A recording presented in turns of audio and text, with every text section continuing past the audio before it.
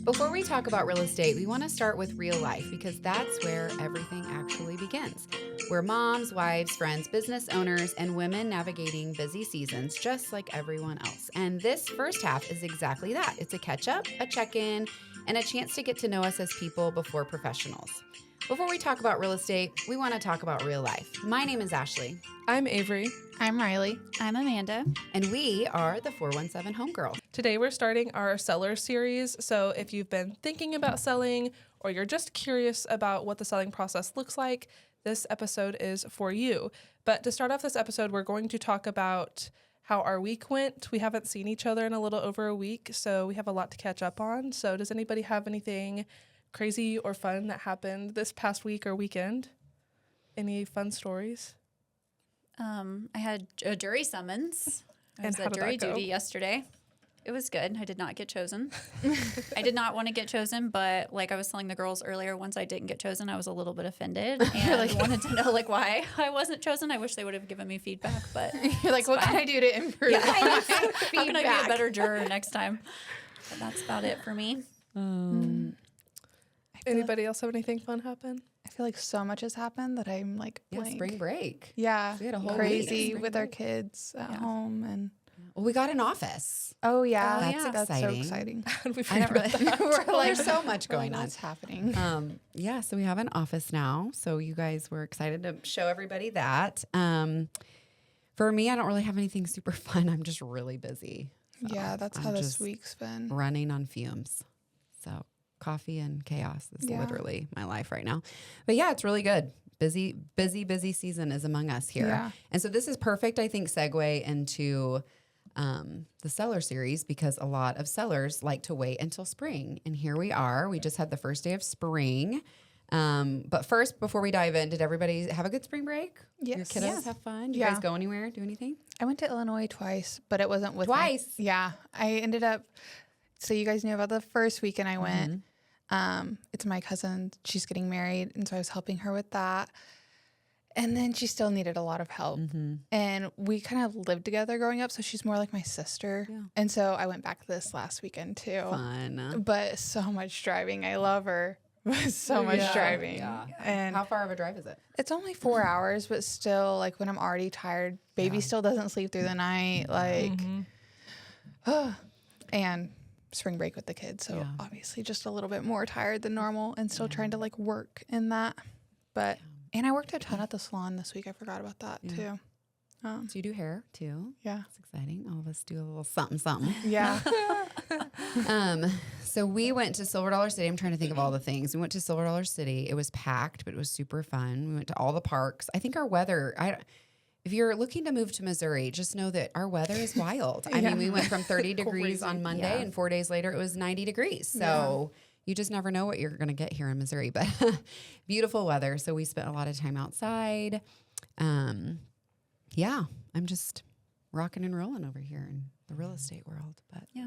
Jackson got his permit over summer break. Yeah. yeah. As he's driving a lot now? A little bit. So my older two boys, whenever they got their like permits, license, they were just like fearless, like off we went, and they were terrible. Like I was genuinely afraid for my life, like multiple times. So whenever Jackson got his, I was like, let's just kind of take it slow, and he's more cautious. So, we started in like parking lots and stuff, and he's actually better than the older boys were starting out. So he's done a couple of like actual road drives now. Yeah. And yeah, he's doing pretty good. Good. Yeah. Are you the mom that like, you got to turn the radio down and turn the radio off when you're driving? Like very much like that? Because that's how I was taught, but Yeah. Well, I try to keep it. I'm so anxious about them driving and them potentially running us off the road that, yes, I mean, it's like dead silent in there and just me holding on for dear life and like me stressing them out more. My husband's definitely better at doing the driving training, but we're surviving. I would be an anxious mom. Yeah. Mama Yeah. too. I'd be I like, make "Slow it down, worse. slow down, Yeah. and I'm really bad though because I'm a very fast driver. Yeah. And so I see too. Liam in the back's like, oh, car, get out of the way. Yeah. I'm like, well, he's hearing that from me. What goes around comes around, I actually. know. So I'm like, I have to calm it down behind the wheel because Liam is going to be He's going to learn that. He's going to be a fast driver. And the drive-through, my daughter, when she was younger, she used to yell "move" And I would have to yell it. And I used to roll the windows up windows up so no one if, could it hear. was, if they were down. I was like, oh my gosh. I was like, I don't know where she learned that, but she is impatient when it comes to. Yeah, they learn from you, which I Yeah. should not be teaching anyone because this morning before I left, I actually backed into my garage. And so at home, my garage is like half closed because no. I was opening it and like reversing, and it just wasn't all the way up before I started reversing, and I ran into it, and now it won't close. So You don't have Side to note. say everything on here. I have a funny little story about this that just happened over the weekend, like driving a lot with the kids and stuff. My daughter was like, oh, she's getting older to where she's like realizing she knows like directions and like all the signs and stuff. And she's like, oh, does everyone drive with their knees? And I was like, maybe if they're like a good driver. And she's like, yeah, that's probably really handy. So you can do other things with your hands. And I was like, oh, no. No, you keep your hands on the wheel. She's like, well, you drive with your knees. And I'm like, I'm a notorious knee driver. Yeah. Even too. like I will be staring at the road, both hands completely empty. I'm driving with my knee. Yeah. I don't know. Same. Cody's like he does not understand why I do that. Yeah. It's easier for me, I guess. I don't well, know. my daughter thinks it's a wonderful idea. Yeah. So, Maybe stop that now. yeah. Liam calls me out. He's like, Mom, that's probably not safe. You need to get off your phone. I'm like, I know, just let me finish this text to this client. And it's really bad. Yeah. I know, it's really, really bad, you guys. It's, yeah, he checks me. So I'm like, Yeah. got it. Okay, so we just finished up our buyer series. So if you guys haven't listened to any of those, definitely go check those out. If you are looking to buy, there's some great episodes there. And so now, like Avery said, we're going to jump into our seller series, and selling is a whole different ballgame, totally different experience than buying. So a lot of people think it's easy. I'm just going to stick a sign in the yard and then pray for the best, and it's a lot more than that. Can you do it? Absolutely. Do people do it all the time? Sure. But it's a lot of work. And so let's jump into it. And we're going to just talk about what to expect when you decide to sell your home. Because like I said, it is a very big deal, and there's a lot of steps and processes. So we're going to talk about that today. So let's start with the first thing people always ask us: when should I sell? So when should I sell? I think a lot of people believe, just like sellers and buyers alike, they will always ask a real estate agent, when should I buy? Mm-hmm. When should I sell? When is the perfect time? And like I have heard Ashley say several times, there's no perfect time. The perfect time is what matches with your timeline and where you're at with life. We had mentioned at the beginning of this podcast that spring, we see a ramp up in homes being sold and homes being bought, obviously, versus winter. There's a very strong difference there. A lot of people like to move in the spring and summer versus the winter, especially here in Missouri, because nobody likes to move when it's freezing cold outside. So there's a lot of factors that play into when the right time to sell is. But the biggest one is whenever it fits your life situation. If you are not ready to sell and it would be overwhelming for you, obviously it's not the right time to sell, even if the market is great to sell. You just don't want to be in a situation where you're rushing, nothing feels right, just because the market is okay, because that's not going to fit in with your life. Yeah. Sometimes you just know the best time is whatever stage you're at in your life, and not what other people are doing or what the market looks like, whatever that may be. But I can say I have, and it also depends on too, like if you have to buy, because if you're selling a home, and I've had clients ask, and they don't have to buy, or they're moving differently, it's a different situation, but they'll say like, when is the best time to sell? I don't have to buy in this market, so when should I sell? And so I think that's when, yes, we encourage, like February, March is when we start getting ready. So, reach out to an agent just like buying early on, so we can meet with you, walk through, and we'll talk about a little bit about that here in a bit. But so we can go through all the process and get you ready so that when you are ready to sell, then it is ready to go, because there's a lot of preparation in getting your home ready. But I will say historically, spring is our busy season, like Avery said. And so I think people are just kind of antsy after the holidays, and they're ready to sell. But just know if you have to buy, then you're obviously going to have a lot more houses to choose from. However, there's going to be a lot more buyers and a lot more sellers. So it just kind of depends on, do you get more in the spring? I don't know. I mean, maybe. I don't know. It just kind of depends on the market and where we're at, but that's where you got to talk to your real estate agent. But spring is our busy season for sure. Interest rates also do affect sellers. So some people are looking at the interest rates, and a lot of people say, and we talked about this in the buyer series, should I wait for the interest rates to drop? You guys, we don't know. I mean, we don't have a crystal ball. We wish we did, that we could tell us, when it's the best time to buy or sell. But everyone is watching, everyone is watching and waiting to buy when an interest rate drops. But you can, like in the buyers, you can refinance, do all those things, but you just have to buy or sell when it's right for you. I think it's really important for sellers to realize that if they do plan to sell their house, they need to start the conversations early, like you were saying, because we can't just turn around and sell a house. I mean, we could turn around and list a house within a week, but it's super unrealistic because we could have a whole list of things when we go to do the listing appointment that need to be fixed, or buyers would like to see this done or this done or this done. And it's better for you as a seller to have the time to make those adjustments, make those plans for things to be fixed, or just to have an ability for us to walk you through the whole plan. And a lot of people who aren't in the real estate world or haven't sold a house before think, we'll just turn around and sell my house right now. But in order to get the most for you and get good buyers in the door, we want you to have the time to prepare your house and prepare paperwork and all the stuff that goes into selling a house early on. Yeah. And it doesn't, just because you're having a conversation with a realtor to sell your house doesn't mean you're going to sell your house the next week or that you have to. Like you said, it could be months down the road before things are ready, but it's just good to start that conversation. And I have a seller right now, I actually have two, who called and want it right away because their situations, they need to move and sell very quickly. And then I have one seller currently who I've been working with her for months. I mean, probably even a year. I mean, we started this conversation. She knew what she wanted to do. She wants to sell to then retire. She doesn't want a mortgage or her mortgage to be very low. She's going to do a little tiny home. I mean, she's got it all planned out. She has mapped this out for so long, and I have met with her several times. We talked about when she was ready to sell, and she got her house ready. I mean, and like I said, it took us about a year. And she worked so hard on it. And that's the one, that we got under contract in 2 days. But she did. She's like, I'm like, you did the hard work. Yeah. You set this up to be successful. And she did all of it. She listened to all the recommendations. But then I had two this week who they have to sell fast. Actually, I have three that have to sell very fast. They're in situations where they need the funds.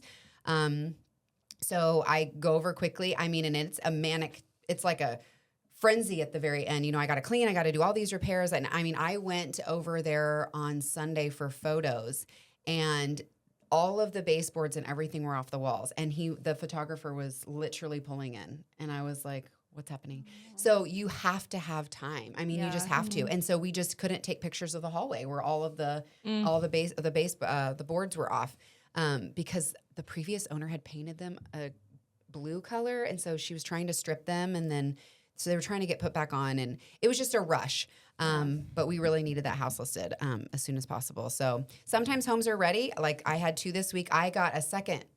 I'm not going to say secondhand listing, I guess, but it was listed previously in the winter. Okay. And they had feedback. It wasn't listed with me. It had feedback. And then when I just recently got the listing, and it's vacant. But they did need to do a deep clean. So it took them a whole day. They spent the whole day deep cleaning.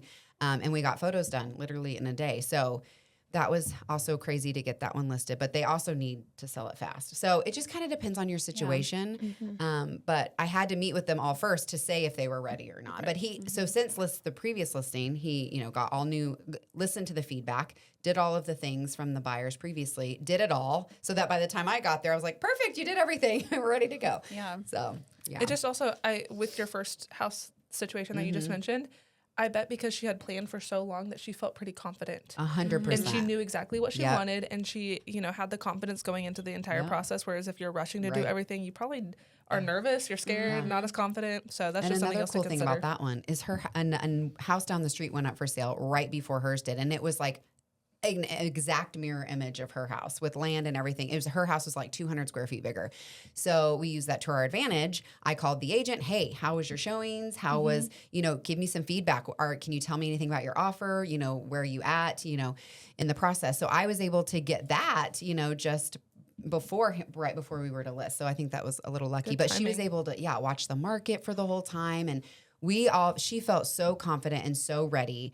And that one was awesome. And it just feels better than feeling rushed at the last second. Yeah. And I bet it just helps like your relationship because she's talked with you for so long. Like that trust is there. Yeah. So if it hadn't have sold super fast, had you went back with more feedback, she just would have been like super open. Once someone decides to sell, the next step is usually calling an agent, and that's where things start getting interesting. So what happens after you actually call a realtor?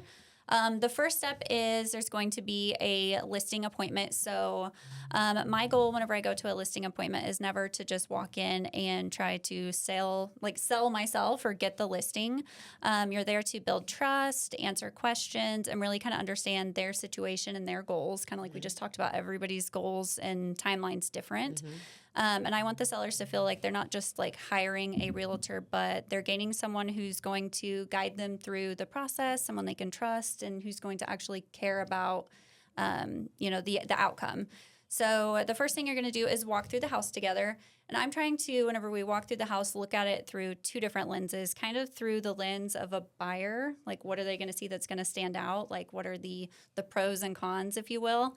But you also want the seller to feel proud of their home. So that's kind of like a tricky situation. I've noticed I really want to point out like the good things of, okay, this is great. This is going to be a good selling point. And then give them some of the feedback, which I'll talk about in a second. But another thing as like from the lenses that you want to look at is a marketing standpoint of, what makes this house stand out and what may actually kind of raise questions that we need to address whenever we're marketing it. So then you're going to talk about the repairs and updates staging. This is where you want to remind sellers that it doesn't have to be perfect, but you may have to do some like simple updates. Sometimes it's just like decluttering. Like I just had a listing where I was like, you need to clean off your refrigerator. It was like one of those refrigerators, like just covered in magnets, photos. Stuff was like on top of all the cabinets. I'm like, this is easy. We just need to declutter some of this. We need to take out some of like the personal things so that people can walk in and feel like they can see themselves there, or just like painting bold colors in a house because people don't have vision like we would hope that they would, or sometimes it's big changes that they need to make. But we kind of have those discussions at that appointment and just talk about how to get it actually ready to go live. And then one of the biggest conversations we're going to have at that time is the price. And so that one's a little bit difficult because we want to position their homes to sell and not just sit there. So you have to go over with them that, this estimate of what their house, could sell for may not be accurate. How much they bought the house for may not be accurate. What's actually going to determine the price is the current market. So kind of going over that with them and showing them some comps of what we think their house will actually sell for and a good strategy there. Yeah. So it's literally a Zestimate is just an estimate based off of what they know from the last time it was on the market, not and not even accurate what they know, just what they guess. What they guess. It is literally an estimate. Sometimes I guess they could be really close if they have like really updated information, I guess maybe, but that's probably super rare. It's still an estimate, and talking to a realtor and getting the right price is the best. Okay, and then comes the big question. So how do you price a house? So I know Amanda touched on Zillow, and a lot of people, like when we go to listing appointments, they'll say, this estimate says this, it's a guesstimate. It is a guess. We are a non-disclosure state. We don't know. Nobody knows. Zillow has no idea they have not walked your house. And that's why our initial appointment is to walk your house and to look at it, see the updates you've done. I go room to room. I want to see what updates you have done, what things you have fixed or corrected since you've lived there. So that is a key factor in the price. So yes, it's fine to look at your guesstimate, but just know it's probably off a little bit. It could be off a lot. It could be spot on. But that's why we have to really look and do a comparative market analysis, which is a CMA. So what realtors do, which is similar to what an appraiser will do, it's not as in-depth because we don't have the programs that appraisers have, but we will go online and I look multiple times before we list your house. I mean, even the night before I am hitting the live button, I am looking because I want to see if there's any houses for sale that have popped up, if there's any closings that have happened in the past 24 hours that I don't know about, because we have to really look at we look at the closed prices. So we see what in the vicinity of we look at the neighborhood first. If there is none in the past 6 months, then we will look maybe in the elementary school. Then we'll look in the city. It just kind of depends. If you're in Nixa, I'll just probably do all of Nixa. If you're in Ozark, I'll probably do all of Ozark. Springfield, I'll probably do, since it's bigger city, we'll probably do elementary school. And then if I don't see any, then I might go to the high school, you know, because at least you're all in that same area. And I try to pull those, and then I look at everything. I look at what's active, I look at what's pending, and I look at what's closed. I can't base the comps off of the pending or the closed because they haven't closed yet. You know, they haven't officially appraised and closed out. So I look at the closed houses and see if there are any, and then I go based on that. But I also want to see what your competition is. So when we go live, what other houses are listed in that price point? What is your house competing against, basically? And we want to make your house the top contender. So when they're looking at houses, we want them to pick your house. We have to get buyers in the door. If we overprice your house and it sits and there are absolutely no showings within that first 2 weeks, then we know that it's priced too high. And that's a detriment to you. I know any of us agents, and I know we all teach and talk about that we're not going to come into your house and tell you your house is worth $1 million when we for sure know it's not. We're not those agents. We're not going to do that. We're not going to set you up for failure because that's what it would be doing. We don't want to just get the listing and tell you what you want to hear. We are going, because once we list it for that, then we're not just going to sit back. We want it to sell for you. I mean, our goal is to get it. I mean, yeah, we would make more money even if we said we would list it at $1 million, but that's not what we do. That we're not in it for that. We're here to get your house sold. If that is the goal, to sell your house, then we were going to do that. So we will have pictures printed out. We do a CMA, like I said, that CMA. We show you what's on the market currently. And some people all have say, well, this house sold last year, a year and a half ago for this. We can't use that comp. I mean, we really can't. That market was different back then. So there's a lot of factors that go into it. You just really have to, when you pick the right real estate agent, you really have to just trust them. I mean, I know it's hard, but we are there for you, to help you get the best price. So, and look at those comps. What is out there? What's active? Why are those houses sitting? I recently had a seller say, well, I just want to price it higher so I can leave room for negotiations. And then guess what, you guys? We had no showings. How can we negotiate if we can't get a buyer? Like, we can't. So we have to get buyers in the door to give us feedback. That's huge. If we price it well, and we are getting, 5,000 over where my suggested price would be is okay. 10 over is even okay. But if you're talking 20, 30, 50, you're not, it's just going to sit. And that's a detriment to you because as buyers, because we all do this, I get them all the time. What's wrong with this house? It's been sitting on the market 60 days. What's wrong with it? I mean, I get that all the time. And that's what's going to be your house if we list it too high. So we have to list it in the sweet spot. We don't want to list it too low. And I've heard there's agents in the area that really price it low. It's some strategy, but that can backfire. And we're not playing here. Your money is not something to be played with. So we are pricing it right. And that's what we do. So we go through a thorough search, and then we will sit down with you and we will show you why and how we came up with that number. And so it's a discussion, of course, with the seller. Of course, it's the seller's ultimate decision. But I tell them, we will list it at that price, but come 2 weeks, if we've had 0 showings, then you have to go by my advice, and we are dropping it to this amount. Just because if you need to sell it, this is what we're going to do. And we'll walk you through numbers, because sometimes I'll have sellers, that I'll do a compensation, not a compensation sheet. Comparison? No. Comparable. No, this sheet that they're going to get back, the money they're going to get back. A net sheet, is a seller net sheet. Yeah. Okay, so sometimes I'll do a seller net sheet, and they're going to realize after commissions and after their title fees, their closing costs, and after they pay off their mortgage, if they have one to pay off, and then they see, oh my gosh, I'm getting $100,000 back, or I'm getting $80,000. Wow, that's way more than I thought. So I think just having that discussion and running numbers and playing with numbers. I mean, we play with them as far as like, how much do you need to get back ultimately? Then let's look at like the minimum we need to get, and then let's see where we're at. Let's see the competition. So there's a lot of factors. It's not just, let's look at the Zestimate, we're going to throw that on there. Absolutely not. So pricing is a big deal, and I think that's where a good realtor comes in. I think something that a lot of people don't understand, if they're going to sell their house, and let's say March 15th, they sell their house for $20,000 more than what they should, you're knocking buyers out of that market. And by March 20th, those buyers have already found a house that fits within their price range. and then you go, at the end of March and you drop your price down to the price it should have been listed at, like your agent told you originally, and all of those buyers are already gone. Yeah. And not only that, but your house is sat in the market longer, and it shows that there has been a price drop in your house. And that, like you said, it raises red flags for buyers. Even if there's nothing wrong with the house, it was just priced wrong. Right. It raises red flags when in the beginning you probably should have just listened to your realtor. Sometimes it's hard. I understand you want the most bang for your buck, but you also don't want your house to sit there and have no showings. Like you said, you can't compete with, offers can't compete with each other. You can't negotiate offers if there are none. So, And you have, and then buyers will say, oh, it's been on the market as a buyer's agent. If I see a house has been sitting on the market for 60, 70, 100 days, and I've seen, a couple price drops, then guess what? We're probably going to come in a little lower. Right. Yeah. We're not going to come in at that list price. And I think a lot of sellers think, oh, we're going to leave room to negotiate.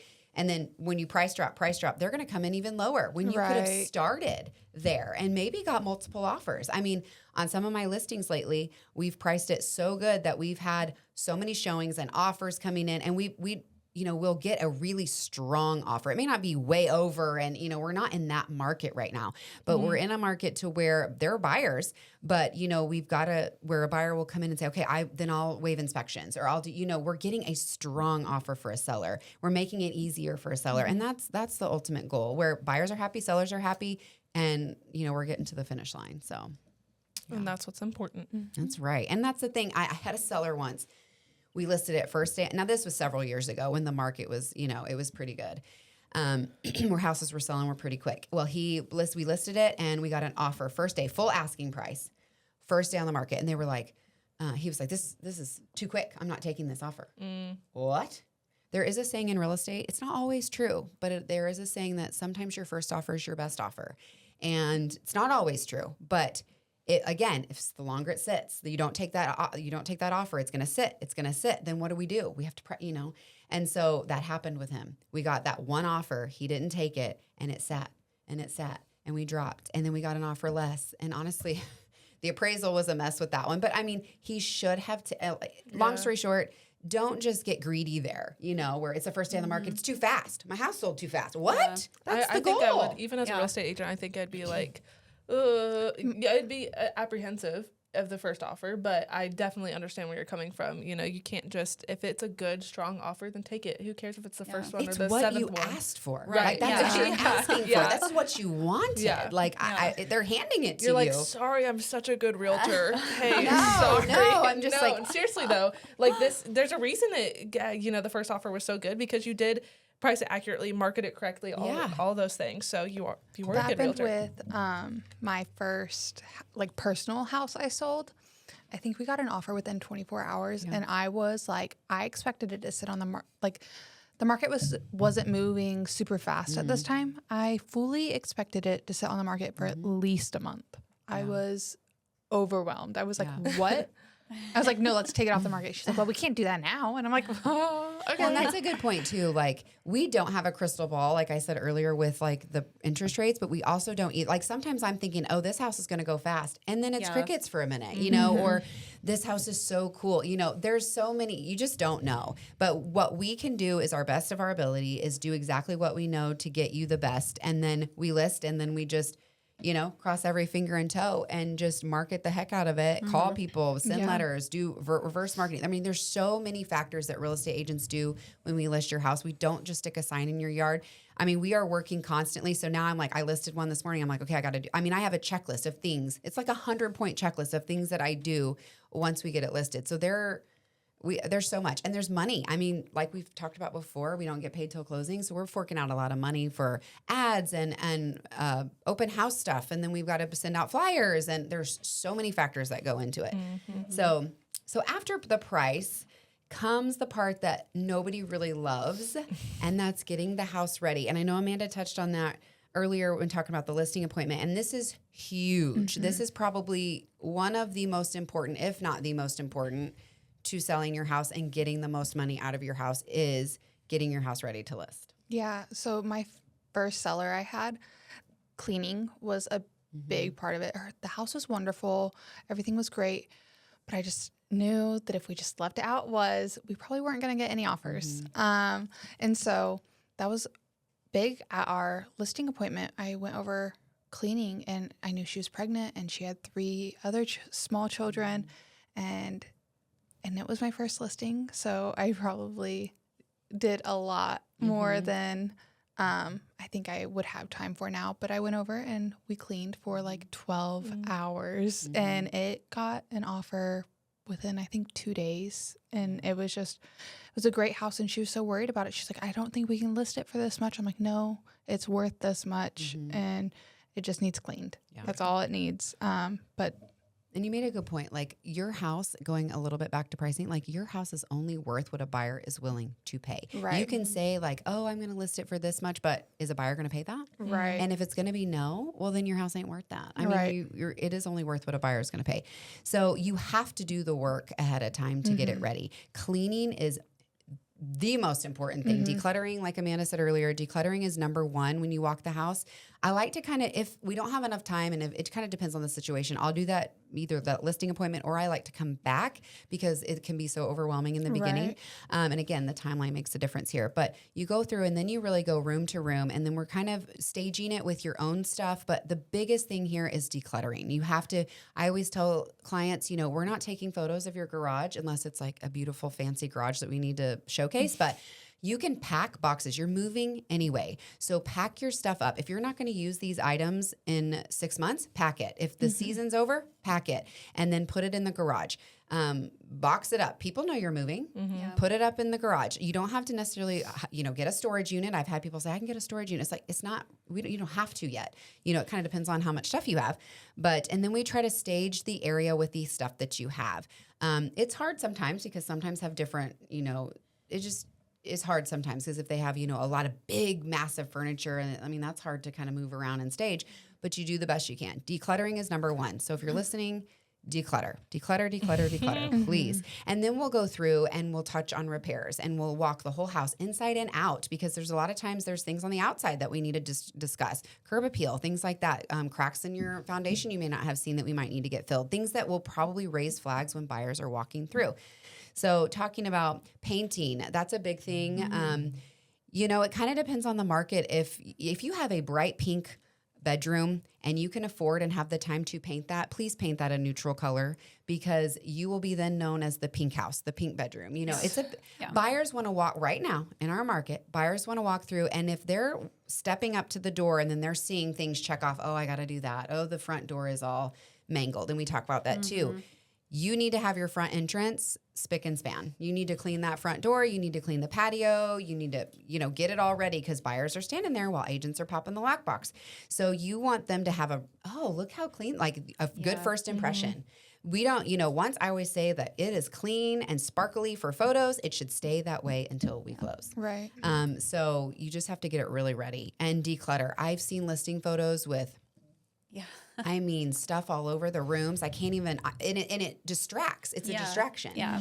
So just getting rid of, and shove it in a closet. We're not taking pictures of your closet. Yeah. And I will go over there and move stuff. I know our photographer will move stuff out of the way and then we'll put it back. You just have to make it, we've got to get buyers in the door. And number one is, 95% of buyers look at online photos. That's where they're looking online. So we've got to get it ready for photos, and then it needs to stay that way. Huge is cleaning. Hire a cleaning person. We have recommendations for that. We can help you clean if we have the time. Yeah, it depends. It gets kind of busy. And it depends on, there's a lot of factors in that. Yeah. But just, and smells. That Smells goes is on huge. to, like, if you have animals. Yeah. And smells, like someone that has never had animals, doesn't have animals, they might smell it a little bit more than you. Your house might not necessarily stink or anything. Yeah. They just can tell you have a cat or a dog. And so we got to kind of navigate that and see what we can do about that to... I had a buyer. We recently just went into a house, and she actually really liked it. And the second we walked in, we were hit with a very foul animal smell. I mean, you could just, it hit her quick. And she could not look past it. And she even told me, I think if it wasn't for that, I would go for this house. And when the agent asked me yesterday for feedback, I said, and I'm flat out, I am so honest as a real estate agent, because that can help their seller. And they may not know. And I just said this. that smell was so strong for the client that she couldn't even look past it. So, and that is a hard conversation for us to have, whether it's smoke, whether it's pee smell, whether it's animal urine, whatever the smell is. We do, whether it's cooking smell. I've smelled that a lot. We just really have to address that. And we have machines that can help with smells as a listing agent to help provide that for you. But that's, it's not a fun topic to have, but it's necessary. And please don't take offense to it. If you're a seller and we have to talk about that, we can't just ignore that. I did go into a house the other day, and it is my seller, and there was a smell, and I instantly, it's vacant. So I'm like, what is that smell? And I don't know if it was mold or something, but I'm like, what is that smell? We need to address that ASAP. We can't just plug a plug in and jack that plug in up because people are also sensitive to those smells. So we just have to be aware and conscious of where is that smell? Let's figure it out. Let's try to fix it before we go live. There's a lot of factors there too. So smell is a big one. I've had the same buyers, and we've toured probably 6 or 7 houses, and literally last week we walked into a house and it smelled like they had just got done cleaning with vinegar. Like it was a very sharp, acidic smell. Yeah. And all 3 of us instantly, the second we walked in the house, we were, what is that smell? And then just this past weekend, we walked into a house that smelt like a wet dog. The entire house, and we knew it smelt really strong because we walked back into the back storage room, which was just full of big pieces of furniture that they were clearly storing, and no dog smell. Clearly the dog had not been in there. Yeah. And they did have large pieces of furniture, which probably harnessed the dog smell. But my buyers and I were both like, whoa, this smell is so overwhelming. And the listing agent texted me back for feedback, and I pulled up the text and I said, upon entry, the house smelled like dog very strongly in every room except for that back storage room. And she was like, thank you so much for letting me know. I also noticed that, but I will reiterate that to my sellers. Yeah. It's just really important to be honest. And as listing agents and as agents in general, we want to be honest with you because we want your house to sell. Yeah. So it's just very important that you listen to us. We're not trying to be mean, but if a house smells like animal, we're going to tell you it smells like animal because the buyers are noticing it too. I walked in one time and they had just cooked cabbage. And I don't know if y'all hate the smell of cabbage, but I'm like, why would you do that? Yeah. Open up all the windows now. That smells Okay, terrible. so I think we're going to wrap up this podcast. I think this was a lot of really good information. The next podcast, we're going to dive deeper into what happens after we put that sign in your yard. So showings, offers, the emotional roller coaster that could come with it. But I think today was great. I think it's a lot of really impactful and really good information. And if you have questions about anything, please reach out to us. I know we have staging guides we provide. We have seller guides that tell us all about what we do specifically for marketing and talk about selling. And I always give a getting ready before photos. We walk you through the steps of before you list, getting ready to list, after we list. There are checklists and brochures and everything, guides for everything. So we definitely don't want you to feel alone ever in the process. So that's what we are here for. So yeah, thank you guys for having this discussion. And we will be back next week with talking about showings, offers, and what happens after we stick that sign in the yard. So thank you for joining us. See you next time. Bye.